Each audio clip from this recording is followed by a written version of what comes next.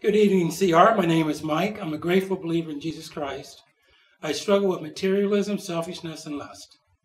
Tonight we're going to hear a testimony given by Concepcion, so sit back, relax, and enjoy the testimony.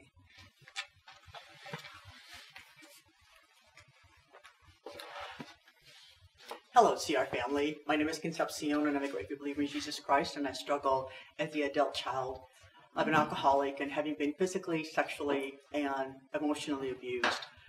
So tonight I'm going to be reading Nate's story from Life's Healing Choices. And so he says, my name is Nate. I'm a grateful believer in Jesus Christ who struggles with addiction and mental health issues. I started out as a well-adjusted kid in a pastor's home in South Minneapolis, Minnesota. Unlike most of the people I grew up with, my folks were still in a loving marriage. I have 3 brothers, none of whom were serious troublemakers. We sat in the front row of church during the sermons next to my mother, whenever she was not singing in the choir. My father was an important person, and thus I felt like an important person. When I was 10, my father felt called to leave the church we were in and serve the Lord in a small town called Barnes, Wisconsin. While this town was only a 3-hour drive from where I had grown up, I might as well have stepped into another world. Downtown Barnes consisted of a building with a convenience store, a restaurant, and a bar. You knew it was downtown because it had a big sign out front that said, "Downtown." My 5th grade class in Minneapolis had a higher population than the entire town of Barnes. I felt isolated. I acted, spoke, and felt treated differently. I tried to adapt. But while I tried to put on a good face, my body started to break down. I frequently missed school because of stomach aches. My mood started going sour, and depression started to set in. Looking back at all of this, I can clearly see what was going on, but at the time, people didn't talk about panic attacks and depression. And besides, I was 10. What mental health issues could a 10-year-old have anyway? Over the next couple of years, I developed some basic coping skills. I started getting defensive. I didn't let people in. I tried to hide pain and anger behind humor. Until, that is, I discovered that if I misbehaved, I got noticed. It starts out little, but it doesn't stay little when you have the kind of mental health issues I have. It didn't come out until years later that I have borderline personality disorder. A milder form of it, but I have it nonetheless. A borderline personality disorder causes a person's brain to exaggerate the input it receives. At my current stage of life, I am not able to control the impulses associated with this disorder through the medications I take for my clinical depression. I use mental exercises to filter thoughts and emotions. However, when I was going into junior high, I didn't even know this was an issue, much less how to deal with it.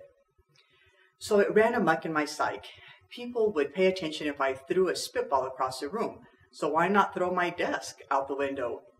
Having people give me kudos for being naughty once in a while was not enough to offset the debilitating lows that came more and more often. It was then I started using alcohol to ease some of the tension in my brain. It made me feel good. When drunk, I was king of the world, at least until I woke up the next morning. Eventually, I turned to drugs, which I liked more because they were easier to hide, not to mention what I could do with household chemicals. I could go through all my war stories and list the bad things I did. However, the Bible does a good job of summing up my lifestyle this way. The acts of the sinful nature are obvious: sexual immorality, impurity and debauchery, idolatry and witchcraft, hatred, discord, jealousy, fits of rage, selfish ambition, dissensions, factions, and envy, drunkenness, orgies, and the like. I warn you, as I did before, that those who live like this will not inherit the kingdom of God. It is simple. I am a sinner. My behavior became increasingly destructive until right before my 21st birthday. I had hit my end. I cut my wrist open with a steak knife and lost enough blood that the doctors said I should not be alive. I spent some time in the acute mental health ward of a local hospital. It was there that I found out just how screwed up I was. The doctors and counselors started to explain what was happening, why it was happening, and what drugs to take for it. It was not the diagnosis, however, that made the largest impact on my life. During one of the many downtime moments, one of the clinicians sat next to me and asked if I would be willing to do some brain teasers. I had nothing else to do, and I said, sure. What I was not aware of was that he was administering an IQ test. After the test, he paused, looked at me, and said, "You are a waste." I was thinking, wow, Betty, you should write for Hallmark. That was beautiful. But he continued, "You are the smartest person in this room right now. If you don't go to college, if you don't make something of yourself, you are a waste." This stuck with me. For the first time in my life that I could remember, I had someone with no stake in my life tell me that I had real value. My parents were open with affection toward me. I grew up hearing over and over that they loved me, but they are parents. They're supposed to say that. This guy had no reason to say that I had value outside of declaring something he saw to be true. Now, this did not fix me. The first thing I did when I got out of the hospital was to go get high, but it made an impact. It planted a seed. And so over the next couple of years, I started using some of the tools I'd picked up, and they did help some. But I was still mixing in my own form of therapy. It wasn't until a series of people started making a spiritual impact in my life that I really started to make a change. My girlfriend, now wife, had become a follower of Christ. She wanted to make sure I was saved as well. I wasn't so sure. After much back and forth, we finally agreed that she could ask, "How are you doing with the whole God thing?" I would say, "No," and that would end the conversation. Then I started to work fixing railroad cars. It was there I met Ted. Ted was a holy roller. Occasionally, I would find myself inside a grain car with Ted, who would sing hymns loudly and off-key while he worked. After what seemed like a constant barrage of God comments, I wore down. I decided I would make a deal with God. I said, "Okay, God, I will give you one more chance. But if you screw it up, I'm done." The thing is, though, he honored my request. He started to work in my life, and I started to make real changes. I stopped getting drunk whenever I could. I started going to church. I even got involved in church. And through the grace of God, I got my life going in the direction it was meant to be going. I never have liked it when people say, "I found Jesus and now I'm happy all the time." Truth is, in many ways, my life got harder. I lost friends that I had had for years. I had to give up the coping skills that I had since I was a kid. I had to face my problems head on. The good part, however, was that for the first time in my life, I wasn't going it alone. The Apostle Paul said that nothing can separate us from Jesus' love, meaning he is always there. He is always watching. He created us and knows us so well that he knows the number of hairs on our heads. He is the only one who can search me and know me. I can't hide anything from him. There's no point in even trying. He knows my thoughts. He knows them better than I do. I never have to put on my best face or try not to offend. There is no ritual or customs I need to adhere to. I just get to be me. Really me. Since coming to Christ, I've had a multitude of events go wrong in my life. What seemed to start things off was the miscarriage of my first child. My wife has a bicoordinate uterus. That just means that her uterus is not shaped the way it should be. She cannot carry a baby the way most women can. When we got pregnant the second time, my daughter was breech. Her feet pointed down the whole time. Combining that with premature labor, what was meant to be one of the happiest times in our lives turned into one of the scariest. I could easily have lost them both. To make matters worse, I was injured a week at work, a week before my daughter was born. I incurred an annular strain in 2 discs in my lower back. Now I was out of work with a family on the way. I had planned on doing a manual job my whole life. Now I had a weight restriction of 10 pounds and couldn't lean forward for more than a few minutes at a time. It took about a year before I could finally find work in retail. I did well. I moved into sales and started making decent money, but I was miserable. I started having panic attacks on my way to work. My depression became intense. My marriage was suffering, and one day I decided, no more. I tried a few different jobs, but nothing seemed to work out for me, so I took a different route. I began a discussion with my pastor.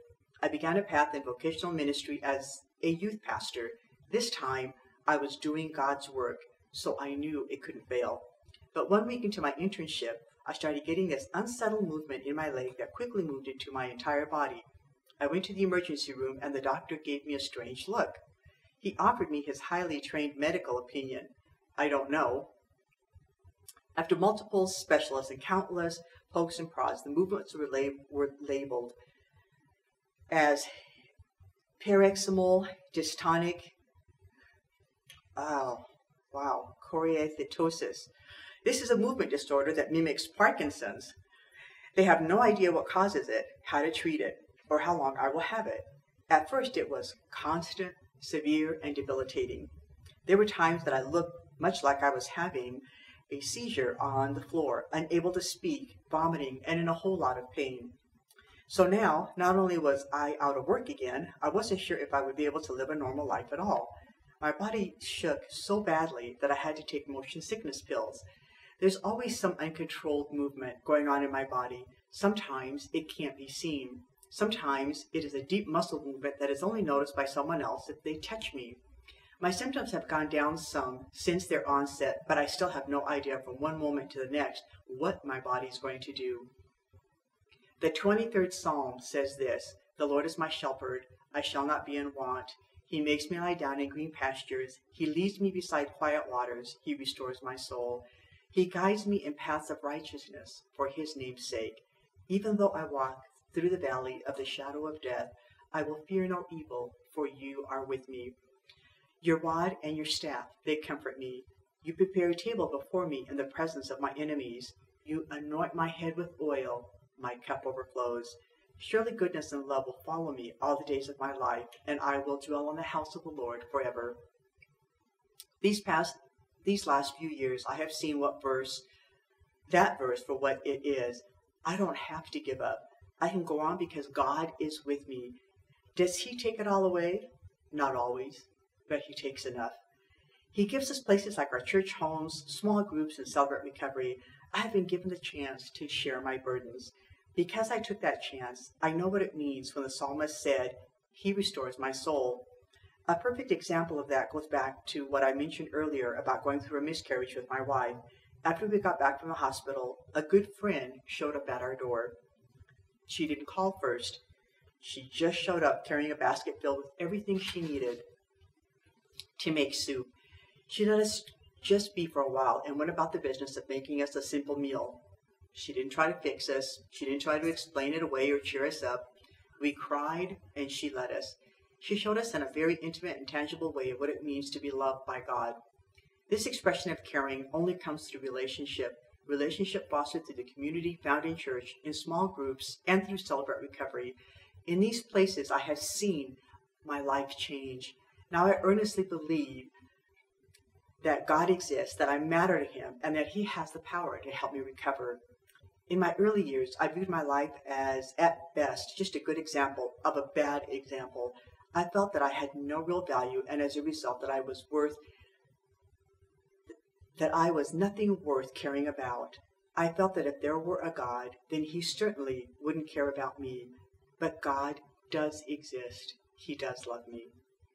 And I do matter. God doesn't put people on earth to fill space.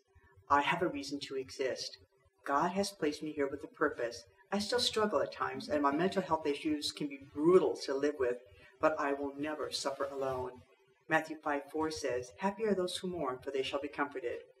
I have a Savior who sees my tears and wipes them away. When I stumble, he picks them up. I'm an example of the work that God is doing in the world and the grace that he shows his children.